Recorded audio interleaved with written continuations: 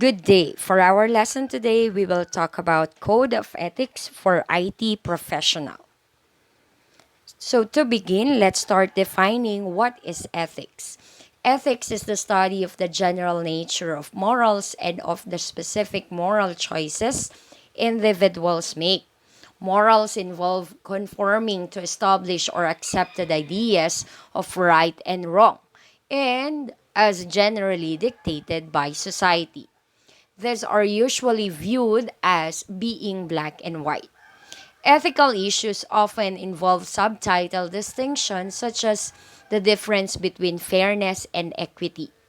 Ethical principles are the guidelines you use to make decisions each day. Decisions about what you will say, do, and think. So for the ethical point of view, virtually everybody share core values. Core values pertains to our life, our happiness and ability to accomplish goals. And there are two ways to view the world. First thing, we have our selfish point of view.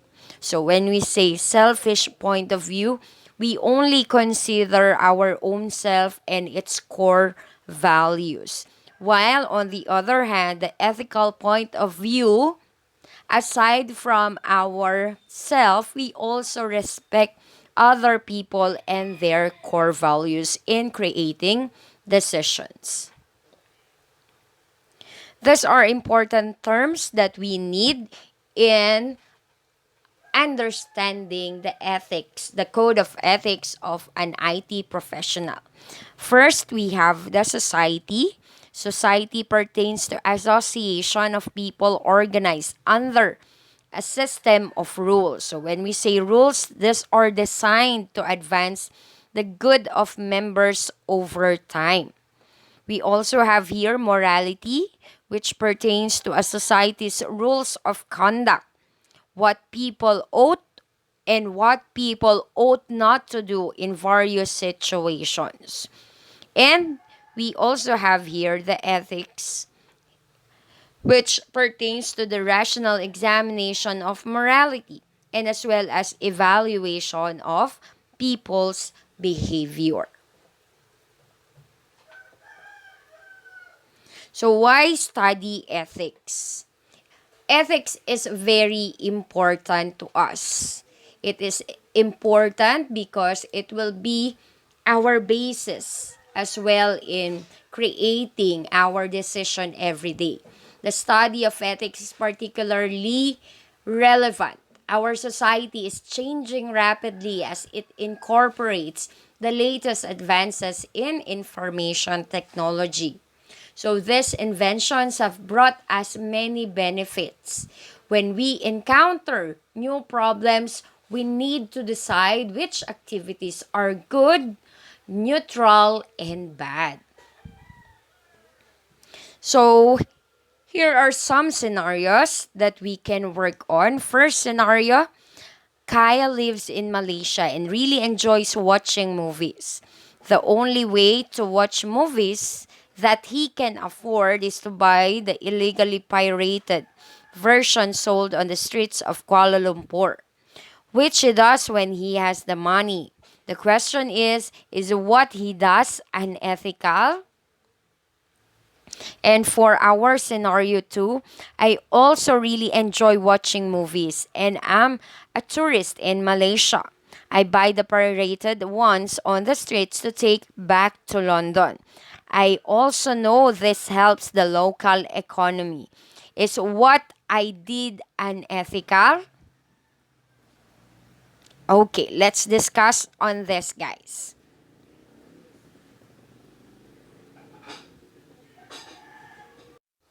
Okay, so with the scenarios, we can see that I and Kyle both did unethical things because, as mentioned, these are illegally pirated versions.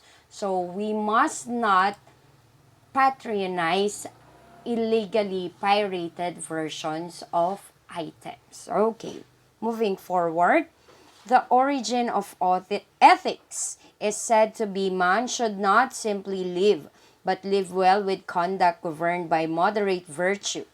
This is regarded as difficult, as virtue denotes doing the right thing to the right person at the right time, to the proper extent in the correct fashion for the right reason. Okay, let's watch a video for this.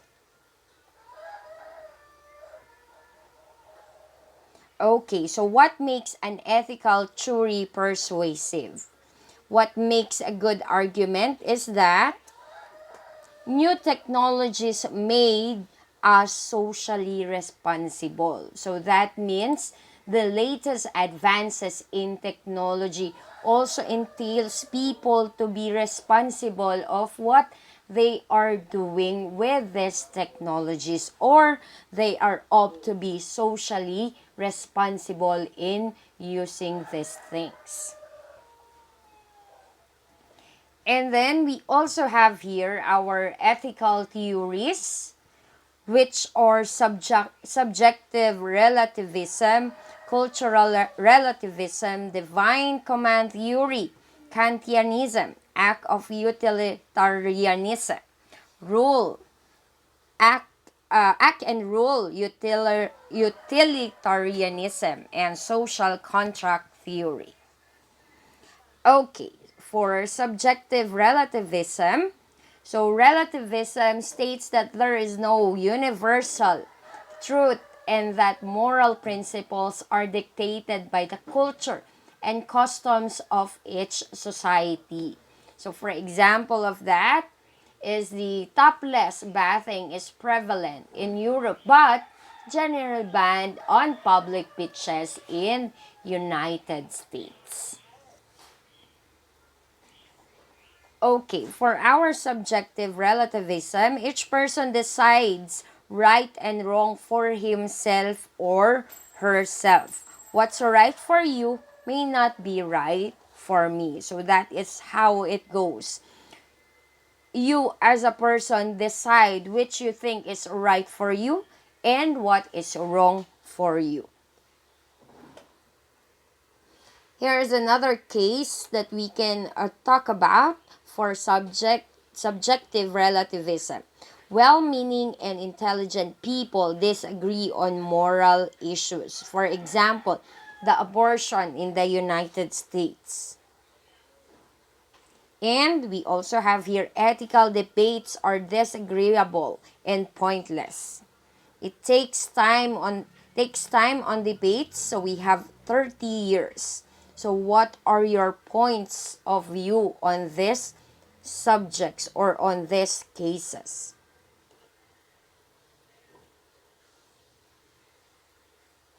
Okay, moving forward, we also have the divine command theory.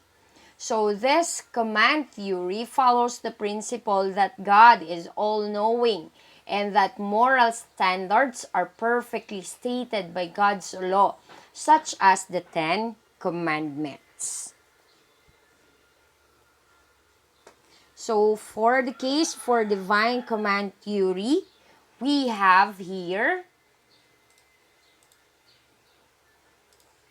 we owe obedience to our Creator. So that means God is the creator of the universe. We obligated to follow God's rule.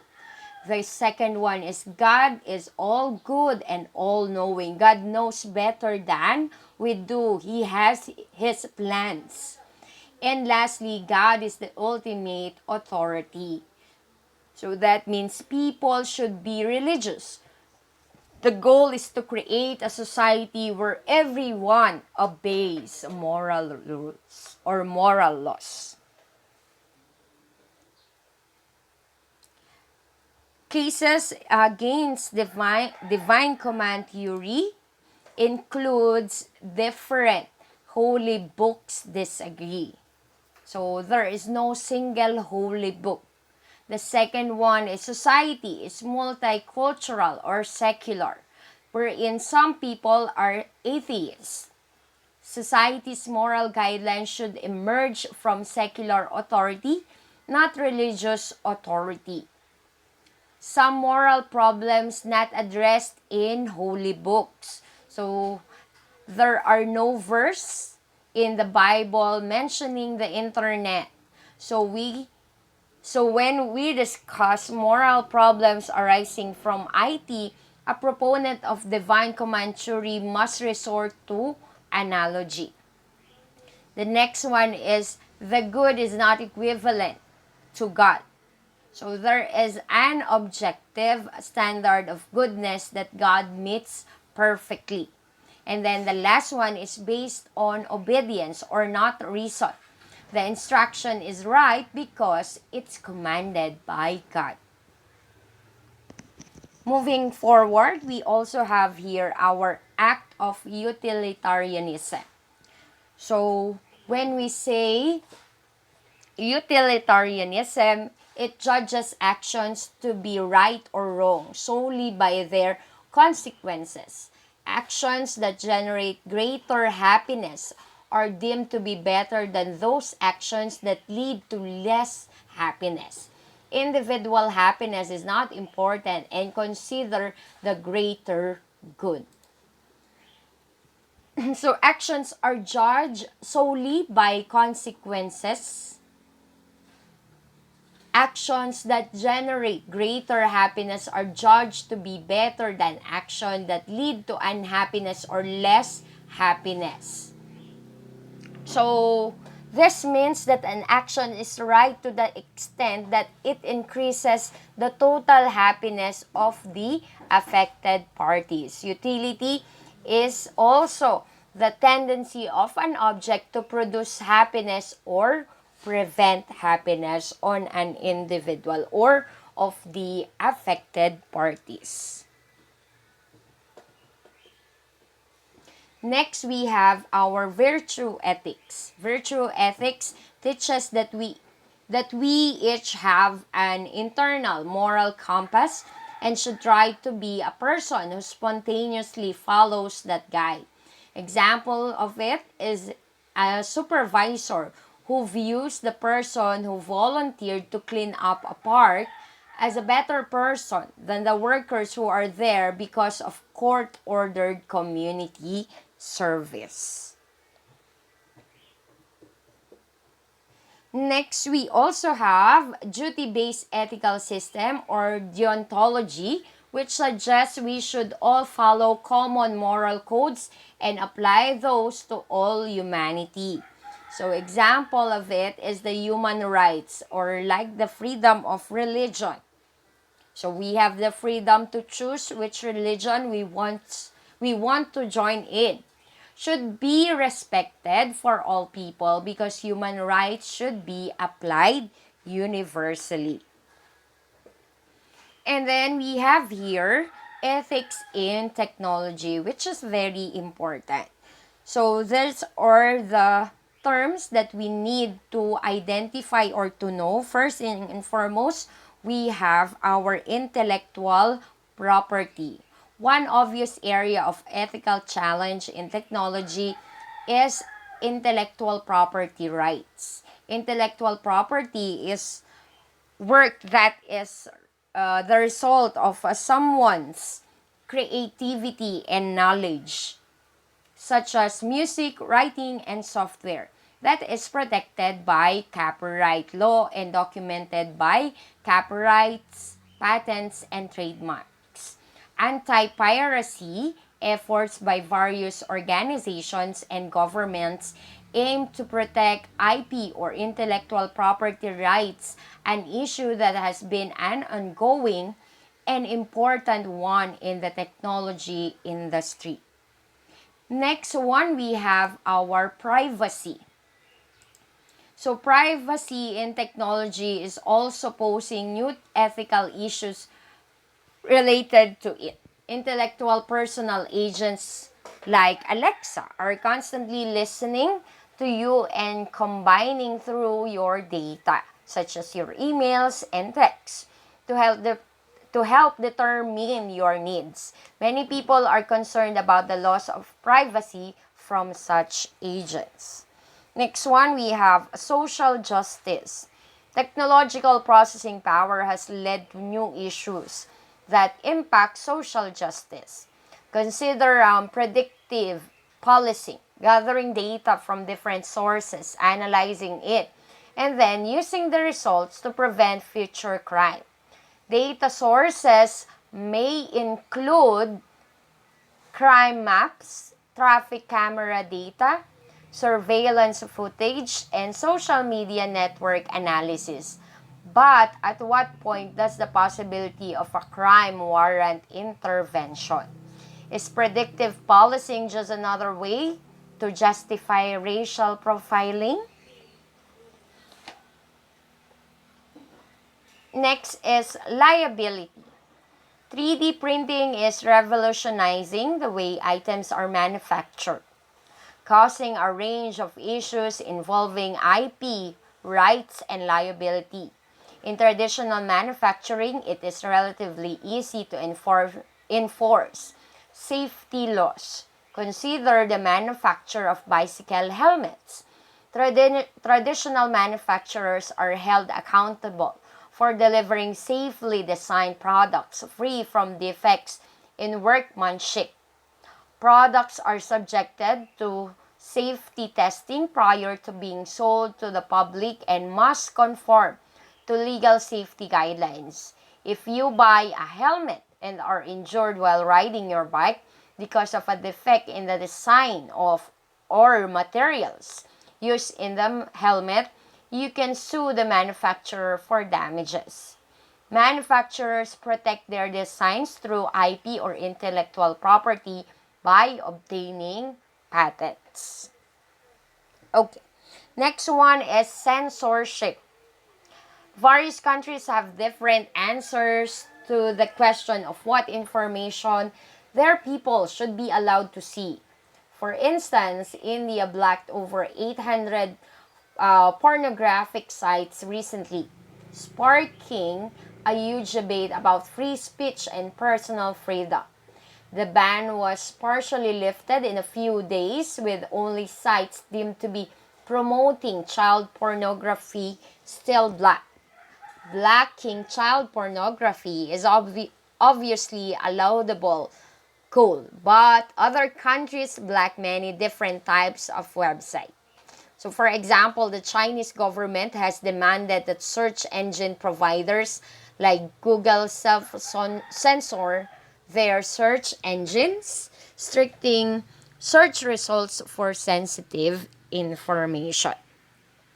Moving forward, we also have social activism. Hacktivism, derived from the hack and activism, involves using computers and computer networks in a subversive way to promote an agenda usually related to causes such as free speech, human rights, or freedom of information.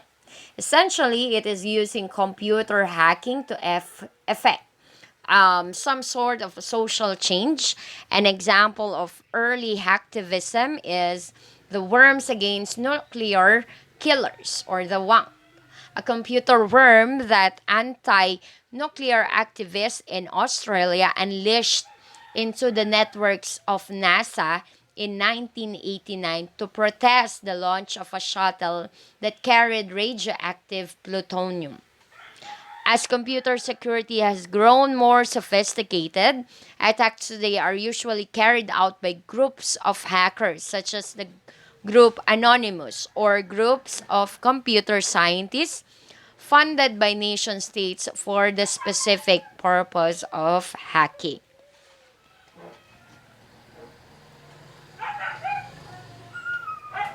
Okay, so we also have here our 10 commandments of computer ethics that you should also always obey. First thing and foremost, we have thou shall not use a computer to harm other people. So this includes harming or corrupting some other user's data or files. Words can be hurtful. Don't use computer to hurt anybody in any way. Things you type in the computer can hurt somebody's feeling. Next one is thou shall not interfere with other people's computer work. Don't use your computer or internet privileges to get in the way of or ruin others' hard work in any way. Don't delete files that don't belong to you. Don't edit or change another person's work without permission from that person.